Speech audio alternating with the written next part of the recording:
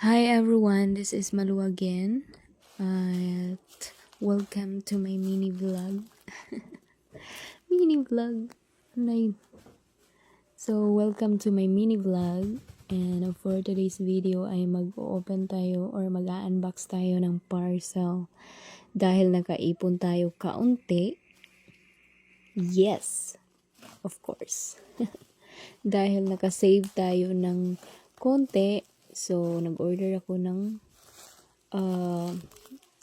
parcel. Nag-order ako ng parcel. Ano yun? So, nag-order ako ng burner kasi yung ginagamit kong burner ay pasira na. Or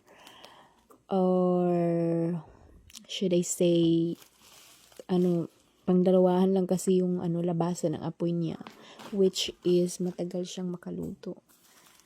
Unlike this na, tatlo to. So, hindi ko pa alam kung anong itsura niya. Yung actual na itsura niya. So, bubuksan natin siya para malalaman natin kung ano nga ba ang katotohanan. may pa-suspense. So, actually, nakita ko siya sa Shopee, no?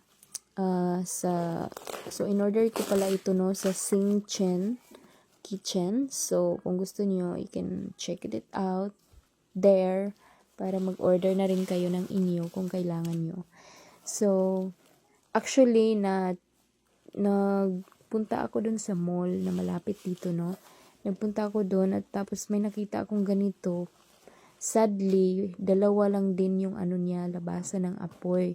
At saka, pricey siya. So, I decided to check dito sa online kung makakamura ba ako at saka makakita ba ako ng tatluhan yung labasan ng apoy and then may set na. So, ito yung hinabol ko kasi may set na at saka tatlo yung labasan ng apoy. So, understandable naman, no? For the most to or for the price, 'di ba, pag nasa mall, understandable talaga pag ganun. So, back tayo sa ating video. Nag-order ako ng ganito kasi may maliit kasi akong negosyo. Yes, guys, you heard it right. You heard it right? Parang abnormal lang. Sorry. So, you heard it right. Meron tayong maliit na negosyo. May ginagawa, pinagkakaabalahan. Aside from my mga side hustle din na nagbebenta rin ako ng buko. Yes. So, nagluluto talaga ako, guys. Kaya, kailangan ko siya. Yan. Meron na tayong, nalabas na natin yung hose and then this regulator na set niya. So, nakatipid ako ng konti dito. So, yan. Meron na silang, mabigat siya, guys, pero no worries kasi malaki naman yung braso natin. Yan, 'di ba? Yan, kinikilig din ako kasi wow. Naka-afford.